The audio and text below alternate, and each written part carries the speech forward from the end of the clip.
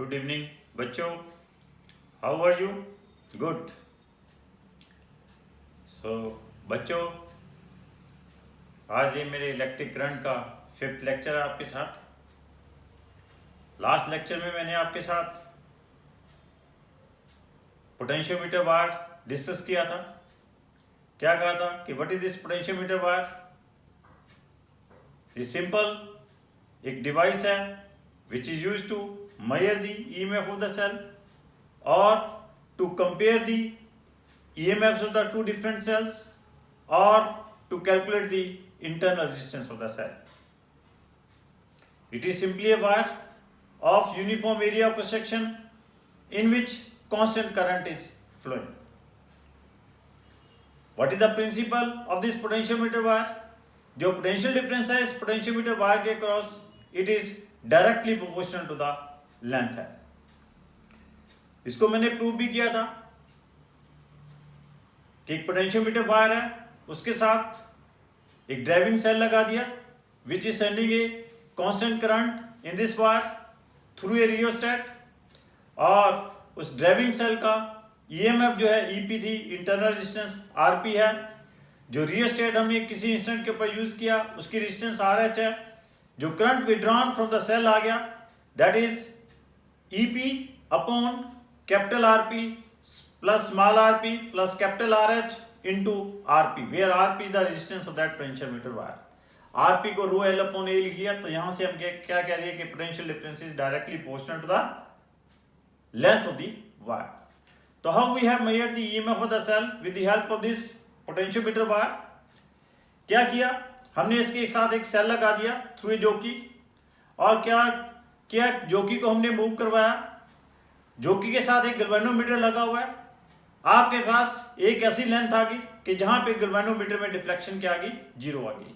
तो वहां पे जिसे कि हमने नल पॉइंट कॉल किया, वहां से बड़ा क्लियर था कि उतने पोर्शन के क्रॉस जो पोटेंशियल डिफरेंस है अक्रॉस द पोटेंशियोमीटर वायर, और जो उस लेंथ के क्रॉस पोटेंशियल डिफरेंस है वही क्या है, सेल की ईएमएफ है। रीजन बीइंग कि गैल्वेनोमीटर में डिफ्लेक्शन 0 थी, इट मींस दैट कि उस सर्किट में कोई करंट नहीं फ्लो कर रहा।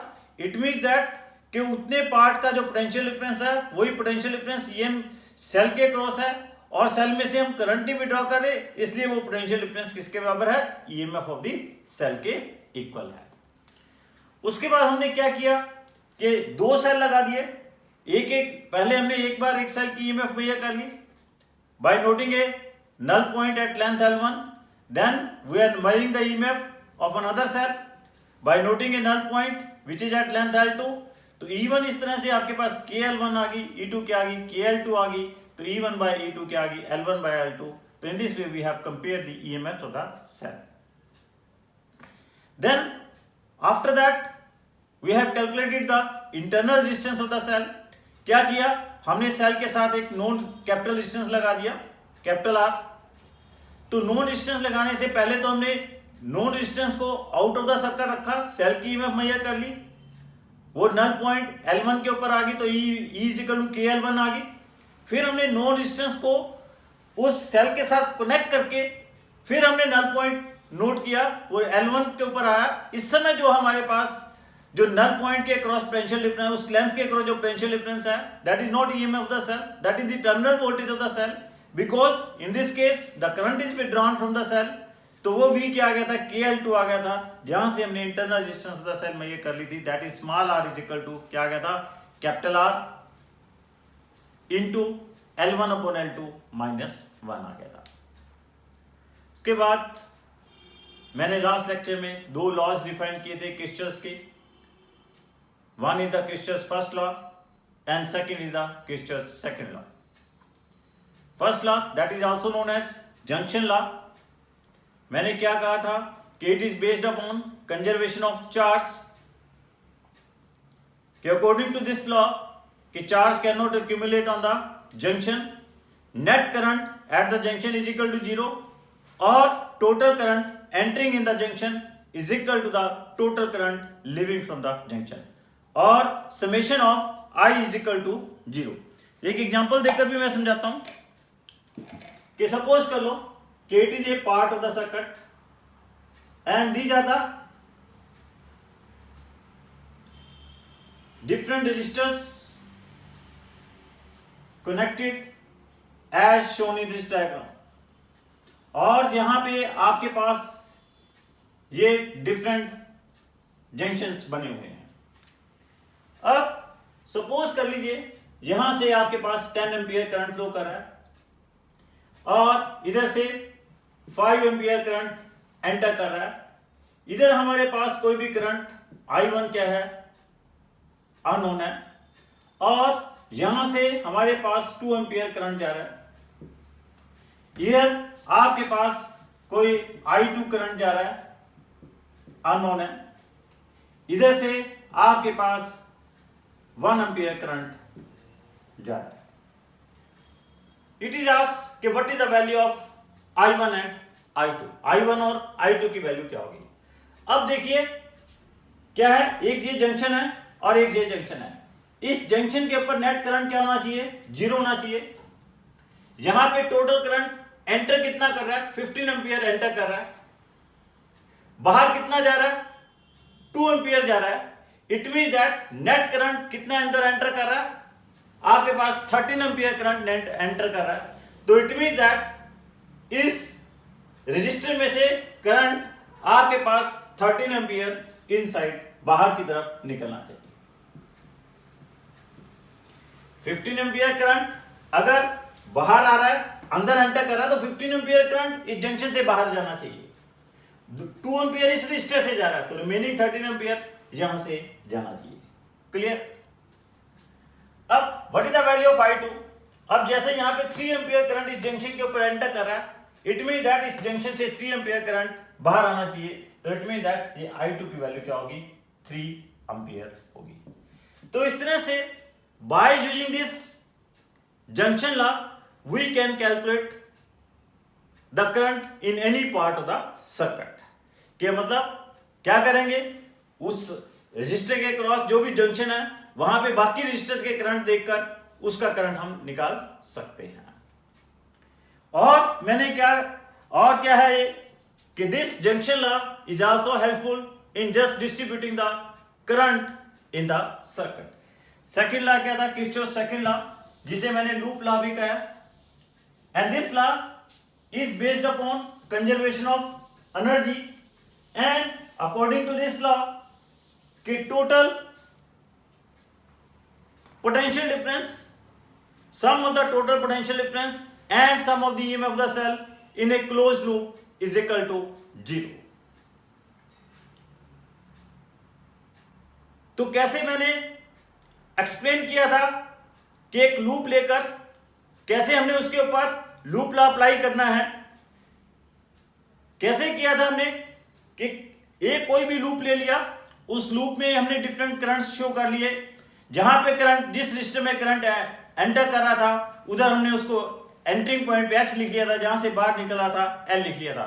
बैटरी के पॉजिटिव टर्मिनल को H लिख लिया था, बैटरी के नेगेटिव टर्मिनल को L लिख लिया था. और क्या किया कि जिस रजिस्टर में current H to L flow कर रहा है उसके क्रॉस पोटेंशियल डिफरेंस, जहां पे current H to L flow कर रहा है वहां पोटेंशियल डिफरेंस हमने क्या ले लिया, नेगेटिव ले लिया. और जहां पे current L to H flow कर रहा है वहां पे हमने पोटेंशियल डिफरेंस पॉजिटिव ले लिया.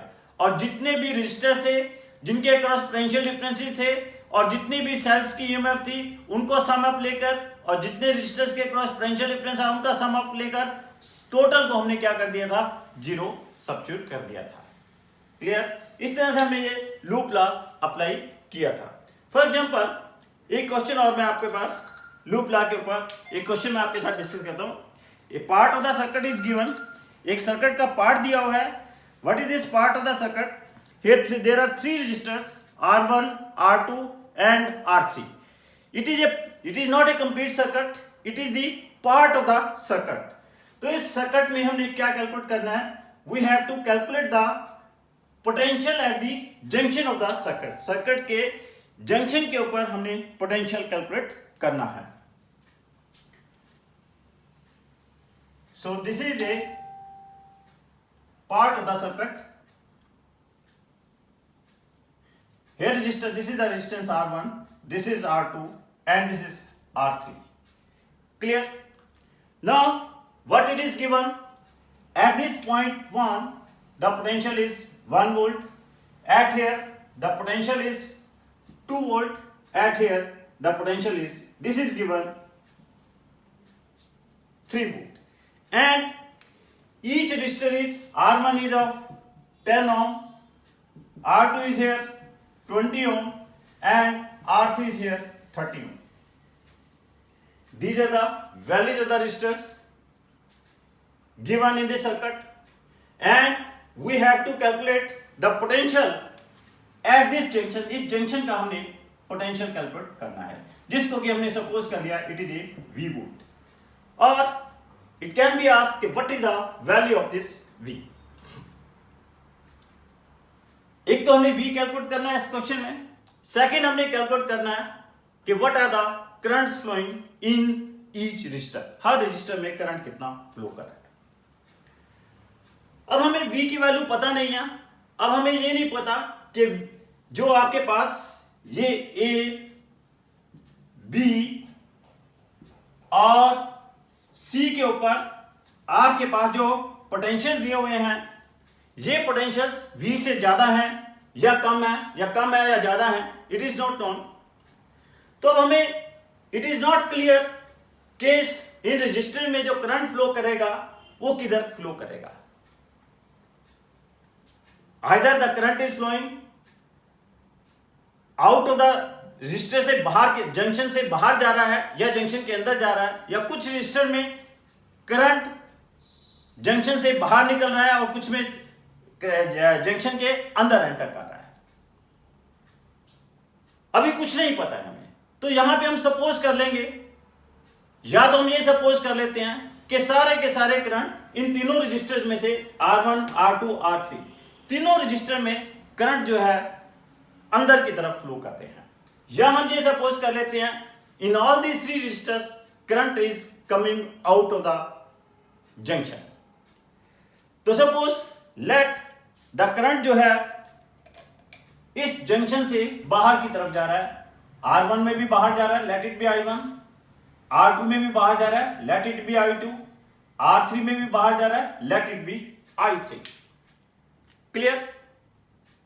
अब अकॉर्डिंग टू जंक्शन लॉ क्या कहता है कि eight the junction net current क्या होना चाहिए, जीरो होना चाहिए.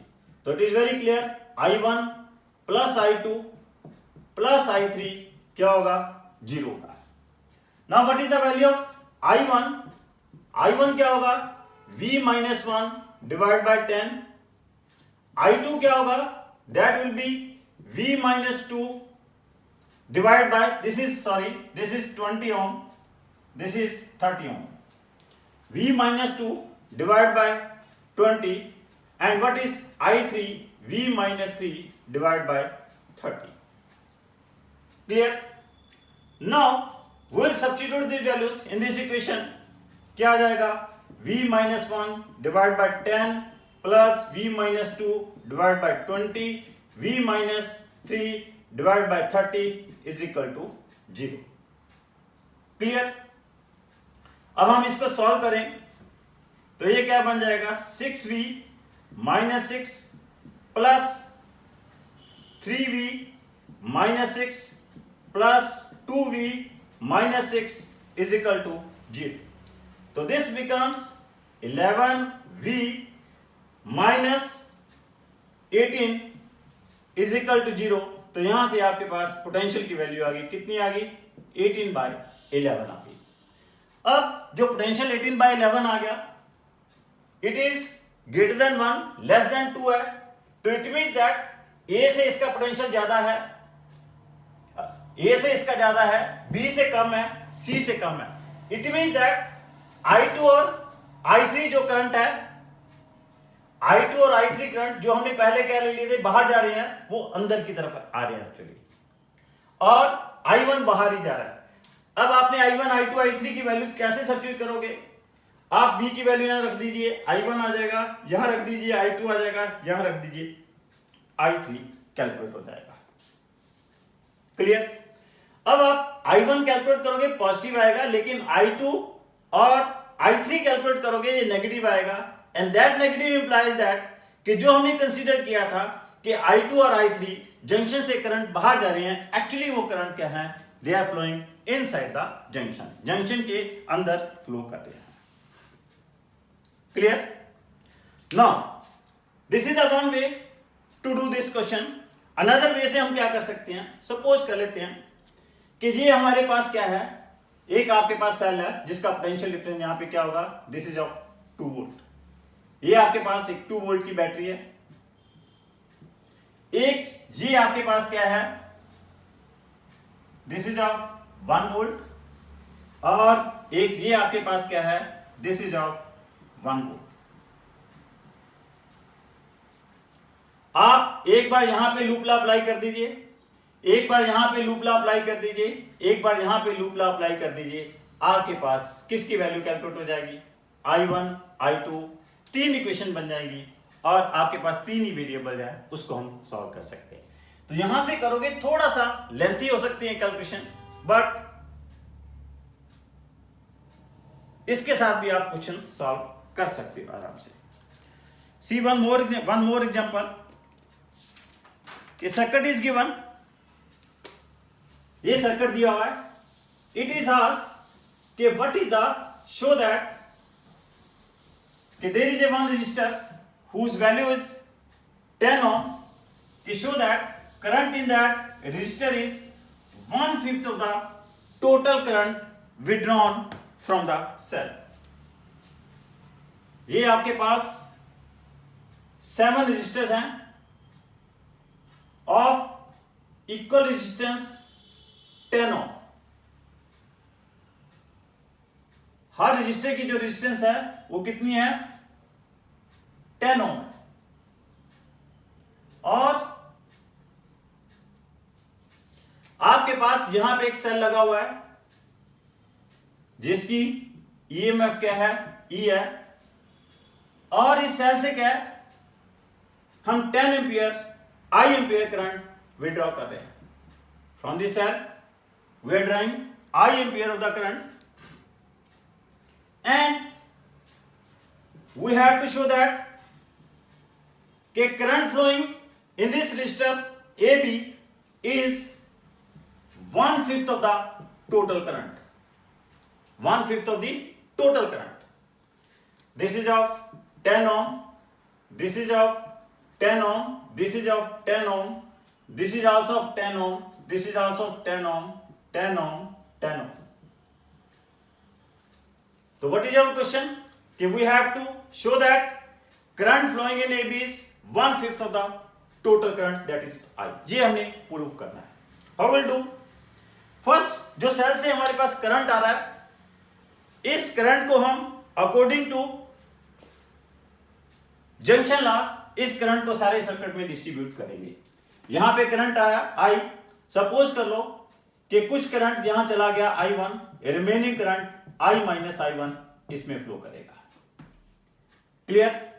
अब ये I1 इस जंक्शन पे डिस्ट्रीब्यूट करेगा। सपोज यहां पे करंट कितना चला गया, I2, remaining current I1 minus I2 यहां चला जाएगा।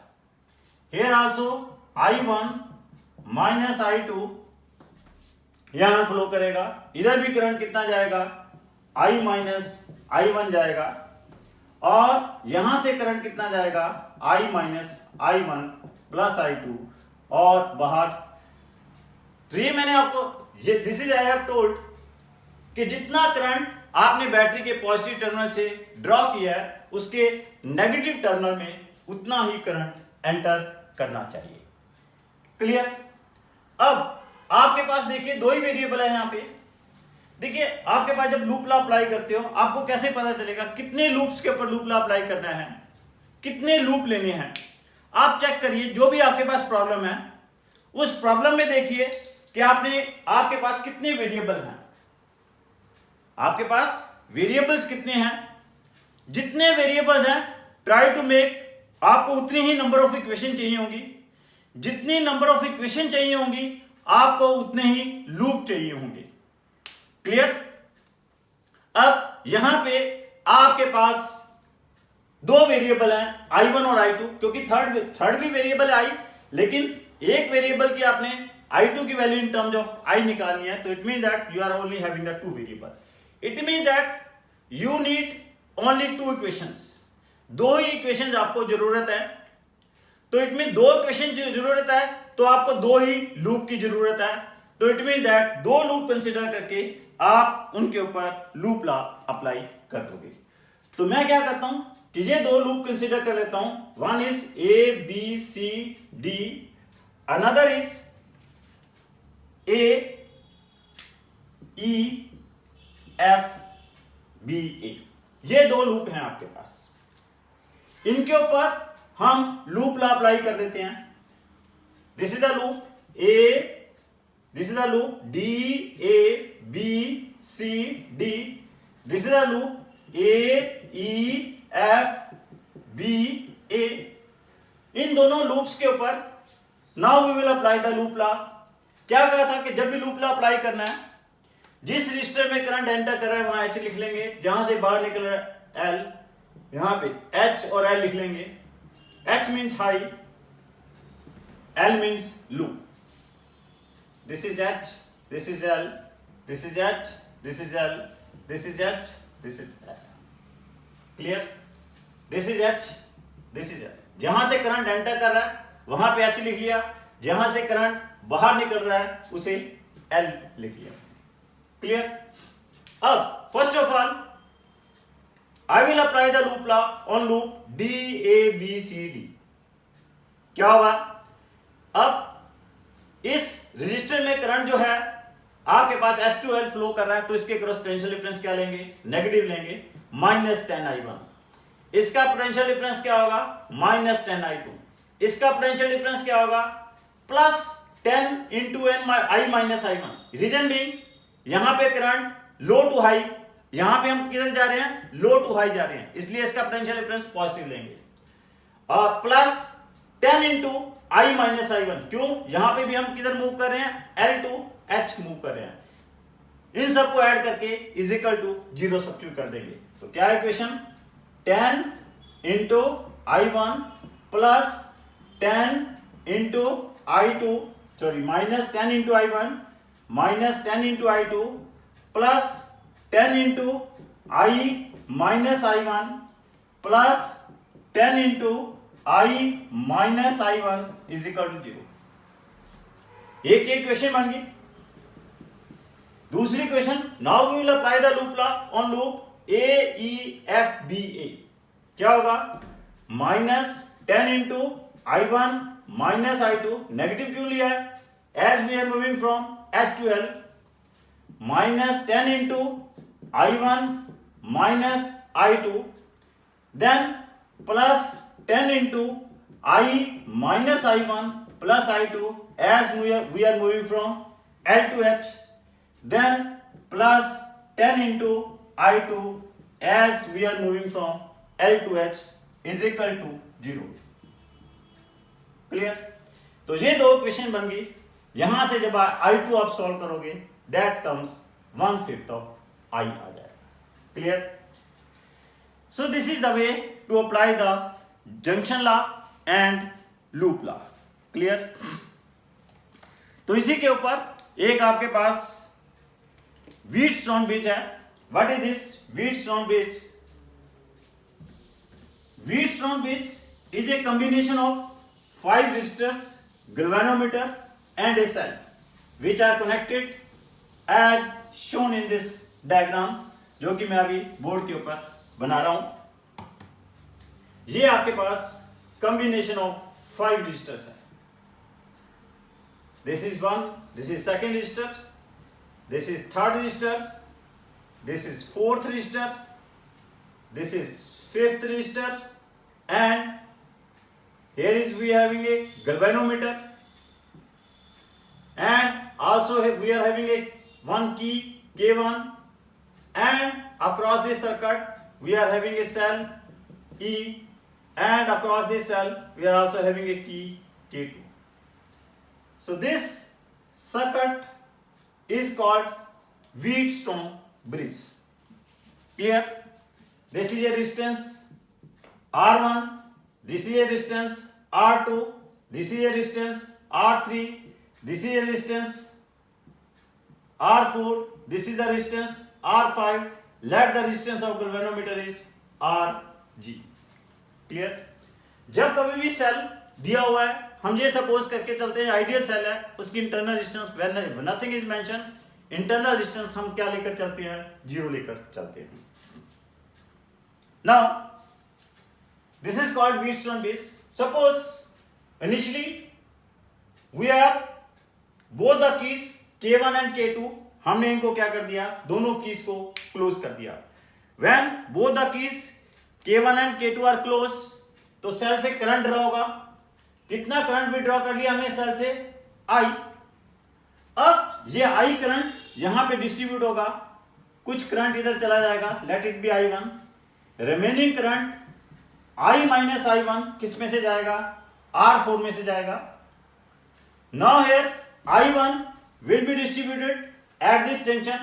Let यहां पे करंट कितना चला गया, Ig चला गया. रिमेनिंग I1 माइनस Ig किस में से जाएगा, R2 में से जाएगा. क्लियर? नाउ अब ये Ig करंट और ये I minus I1 current, they will flow in this R3. कितना फ्लो करेगा, I minus I1 plus Ig.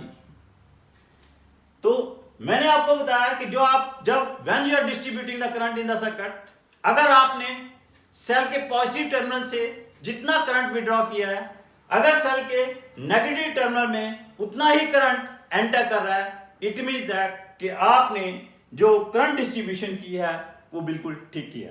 अब यहां पे देखेंगे टोटल करंट बाहर कितना आया, I ही आया है. तो सेल से आपने कितना करंट विड्रॉ किया, I.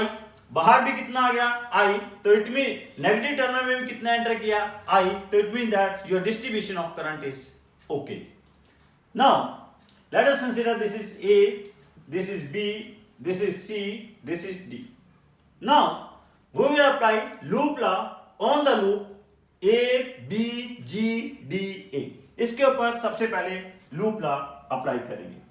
जब A, B, G, D, A के ऊपर लूप लॉ अप्लाई करेंगे तो क्या होगी, इक्वेशन क्या बनेगी, I1 R1 minus I1 R1 minus IG into capital G plus क्या होगा, I minus I1 into R4 is equal to क्या होगा, 0 होगा. क्लियर? नाउ अब हम we will apply the loop law on the loop B, C, D, G, B. क्या होगा, minus I minus I1 minus IG into R2 plus क्या होगा, that is I minus I1 plus IG into क्या होगा, that is R3. यहां पे आपके पास टर्म रहेगी दैट इज R4 वाली, here IG minus IG into R5 भी आएगा. Clear? Then we are having plus IG into capital G, then plus IG into R5 is equal to 0. Clear? Suppose कर लेते हैं गैल्वेनोमीटर की resistance क्या है, negligible है, तो इसलिए हम IG इंटू कैपिटल G वाली टर्म को इग्नोर कर देते हैं. क्लियर? नाउ सपोज हियर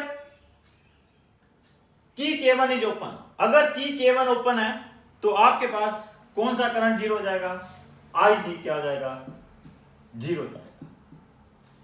अगर IG आपके पास 0 हो गया तो ये वाली टर्म क्या हो जाएगी, ये IG 0 हो जाएगी, ये IG 0 हो जाएगी, और यहां पे ये 0 हो जाएगा, ये सारी टर्म 0 हो जाएगी.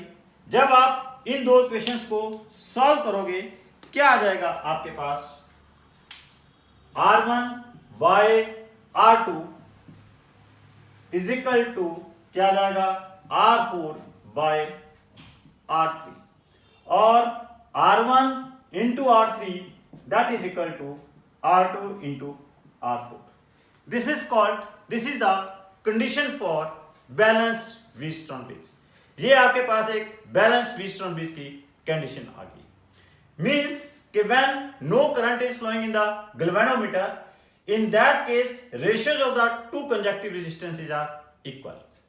तो इस केस में क्या है कि जब आपके पास गैल्वेनोमीटर में डिफ्लेक्शन 0 है, तो इट मींस दैट आपके पास there is no role of resistor which is connected, which is here R5। R5 का यहां पे कोई रोल नहीं है। दैट इंप्लाइज दैट कि R1 और R2 क्या होंगे, सीरीज में होंगे, R3 एंड R4 क्या होंगे, सीरीज में होंगे, और आपस में क्या होंगे, ये पैरेलल में होंगे। So this balance Wheatstone bridge is used to, कहीं पे भी आपके पास 5 रेजिस्टर्स हैं, आपने सबसे पहले चेक करने की कोशिश करो कि इज इट ए बैलेंस और नॉट। अगर कहीं पे वो बैलेंस हो जाती है तो इट मीन दैट उन 5 रेजिस्टर्स की आपने इफेक्टिव रेजिस्टेंस निकालनी है। तो आपके पास जिस रेजिस्टर के साथ वो बैलेंस्ड हो रही है उसको आपको छोड़ देना है, और आपको पता चल जाएगा कि कौन से 2 रेजिस्टर इसमें सीरीज में है, कौन बाकी रिमेनिंग 2 कौन से सीरीज में है, आपस में कौन से पैरेलल में है। तो आपके पास this balanced Wheatstone bridge is very helpful in just to calculating the effective resistance of a circuit which consists of 5 resistor. Otherwise इसका यूज है to calculate the value of a unknown resistance। इसमें अगर आपके पास 3 register known है और चौथा unknown है, तो अगर बैलेंस बनाकर इसे हम 4th रजिस्टर की वैल्यू कैलकुलेट कर सकते हैं। Now this circuit can also be done कि हम इस गैल्वेनोमीटर को क्या करें, यहां पे ले आए और इस सेल को क्या ले जाएं, यहां पे ले जाएं। ऐसे भी सर्किट को किया जा सकता है, सेल को यहां पे ले दें और गैल्वेनोमीटर को यहां ले आए। सर्किट को ऐसे भी बनाया जा सकता है। In that case also there is no effect. ये व्हीटस्टोन ब्रिज क्या रहेगी, बैलेंस्ड ही रहेगी। क्लियर। नाउ किस तरह से आपके पास क्वेश्चन आ सकता है कि सपोज करो this is a resistance of 10 ohm, this is a resistance of 20 ohm, this is a resistance of 30 ohm, this is a resistance of 15 ohm, this is a resistance of 30 ohm. It can be asked कि what is the effective resistance of the circuit. हम check कर लें is it a balanced Wheatstone bridge और not. Check करें 10 into 30 that becomes 300, 20 into 15 that becomes 300. It means that it is a balanced Wheatstone bridge. It means that this 10 और 20 they are in series, effective resistance आ जाएगी। This 15 and 30 they are in series, इनकी effective resistance आ जाएगी। Combination are in parallel। Clear? अगर आपके पास ये सारे resistors equal है, this is of 10 ohm, 10 ohm, 10 ohm, 10 ohm, this is also whatsoever, this resistor की value कुछ भी हो, 20 हो, 30 हो, कुछ भी हो, इफेक्टिव रेजिस्टेंस इस सर्किट की क्या आएगी, 10 ओम में आएगी। रीजन मीन ये 10 और 10 सीरीज में हो गए 20 बन जाएंगे, ये 10 और 10 सीरीज में हो जाएंगे 20 बन जाएंगे, ये आपस में पैरेलल हो जाएंगे, इफेक्टिव 10 हो जाएंगे। इस रजिस्टर का कोई रोल नहीं है। सो this is about the Wheatstone bridge. With the help of Wheatstone bridge हमने एक डिवाइस सेटअप किया। One thing is very important here, अगर इस सपोज कर लो उस डिवाइस को करने से पहले अगर आपके पास ये अनबैलेंस्ड व्हीटस्टोन ब्रिज भी हो, उस केस में इफेक्टिव रेजिस्टेंस सर्किट की निकालनी हो तो वो भी मैं आपको बतलाऊंगा। तो what is the device which is based upon this balanced Wheatstone bridge? The name of that device is meter bridge, and that meter bridge is based upon the principle of this balanced Wheatstone bridge, and that meter bridge is used to calculate the value of any unknown resistance. This meter bridge is nothing, is simply also a bar across which 1 meter bar or resistance which is made up of constant or magnet है, and the resistance of this bar is directly proportional to its length. इस wire की जो resistance है वो किसके directly proportional है? Length के directly proportional है। This meter bridge, this is a meter bridge. Meter bridge, it is a wire. Wire of how much? This is a wire of 100 centimeter. And resistance of this wire is directly proportional to length. and with the connecting wire, here we are having a resistor is connected. With this connecting wire, there is a one resistor. This is a known resistance. Let it be R1, and another resistor is also connected at this terminal. Let it be R2, and its value is unknown. And this is connected with second end of this meter bridge. And here is a driving cell with which we are sending a current in this circuit. इस circuit में हम current send कर रहे हैं. And here we are having a galvanometer with the help of जो कि this point is moving on this wire. इस wire के ऊपर ये पॉइंट क्या करेगा? मूव करता रहेगा.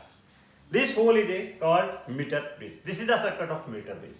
Actually, in this meter bridge, this is a simply wire made up of constant or magnet whose resistance is directly proportional to its length, and across this wire we are sending a current through this cell whose EMF is capital E, and here we are having two resistors. One is R1, another is R2.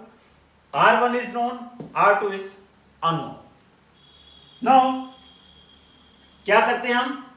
इस galvanometer को, इस जोकी को हम क्या करते हैं? इस वायर के ऊपर मूव करवाते हैं. वायर के ऊपर मूव जैसे ही कराएंगे, आपके पास एक लेंथ आ जाएगी. सपोज करो that length is x centimetre. जहां पे गैल्वेनोमीटर में डिफ्लेक्शन क्या होगी? 0 होगी. अगर यहां पे गैल्वेनोमीटर में डिफ्लेक्शन क्या होगी? 0 होगी.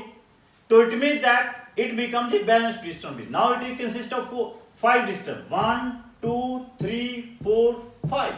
Now it is a Wheatstone bridge. Now it is a Wheatstone bridge. So this Wheatstone bridge, as no current is flowing in the galvanometer, it is a balanced Wheatstone bridge. It means that if suppose its resistance is R3, its resistance is R4, then क्या होगा? R1 into R3 is equal to क्या होगा? R2 into R4. अब R2 क्या है? Unknown है. यहां से निकाल लेंगे. R2 क्या होगा? R1 into R3 divide by R4. What's about R3? R3 क्या होगा?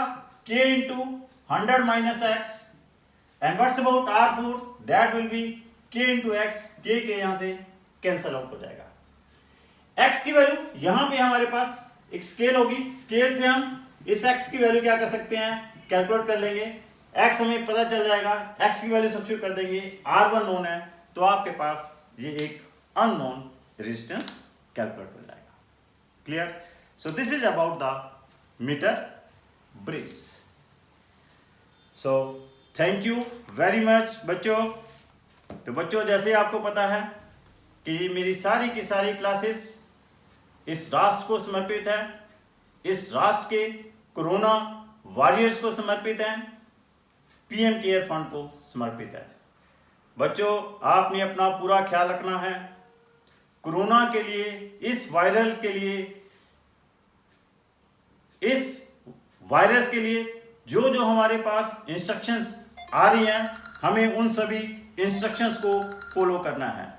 जब भी हमने अपने घर से बाहर निकलना है तो आपने 3 चीजों का ख्याल रखना है. 3W का ख्याल रखना है. पहला W आपके पास वेयरिंग द मास्क. आपने मास्क लगा के चलना है. Second W wash your hands. आपने अपने हाथ को धोकर अच्छी तरह वॉश करना है.